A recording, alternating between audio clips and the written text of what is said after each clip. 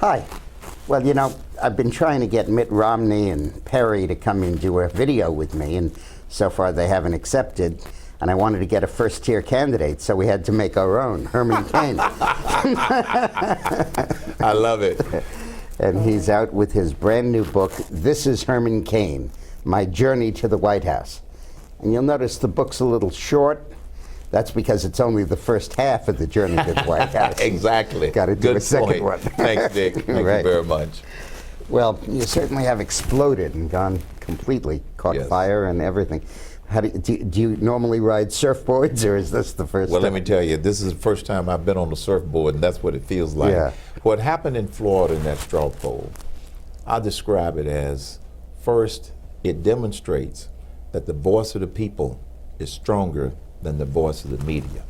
As you know, the mainstream media tried to portray this nomination as between Governor Perry and Governor Romney. Right. Secondly, it also shows that message is more powerful than money. They spent a lot of money. I have to interrupt you. Yes. I wrote a book called The New Prince. Yes. And one of the chapters is message over money. Yes. And I didn't even read it, but I've experienced it. Right. They spent money to try to influence the straw poll. We rented a bus, went around and talked to people. We had standing room only rallies the days leading up to the debate. Right. But here's the other part that a lot of people may not realize. I started speaking in Florida last fall. Lincoln Day dinners, Tea Party rallies, Americans for Prosperity. So I had already started to build a presence in Florida, even before I did the exploratory committee and even before I ever thought about running for president, because I've just always been out there as another conservative voice. I have the feeling your candidacy is a little bit like a slingshot.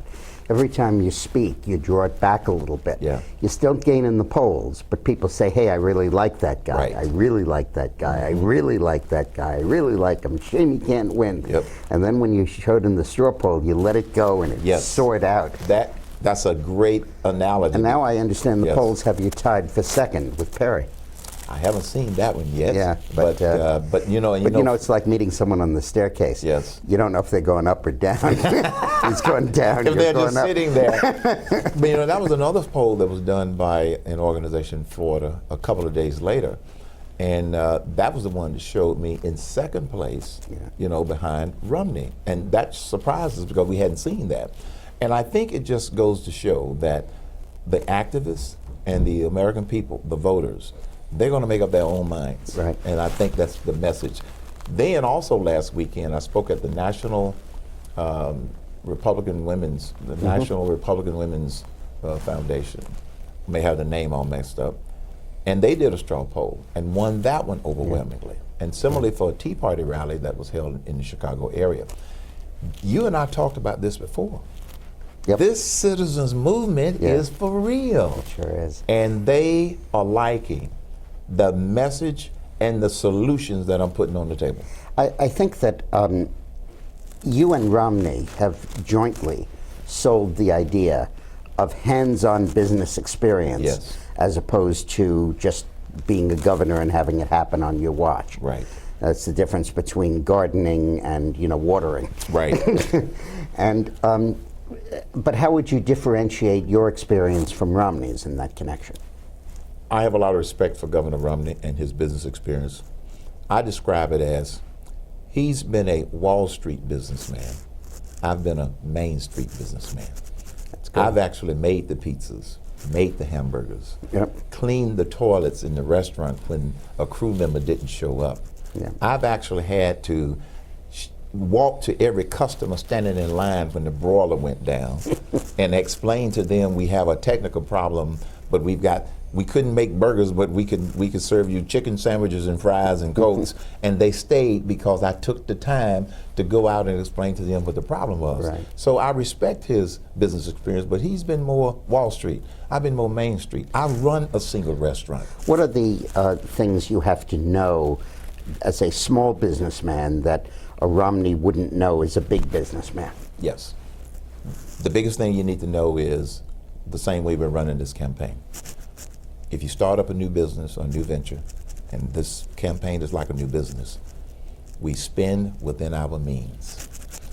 we made a conscious decision that we were not going to be overstaffed. We didn't pay expensive consultants initially.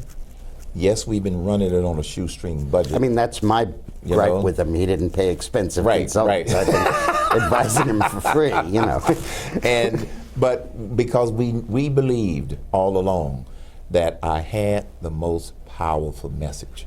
And so we were just going to And messenger. And you're right. And just get out there and outwork everybody. Yeah.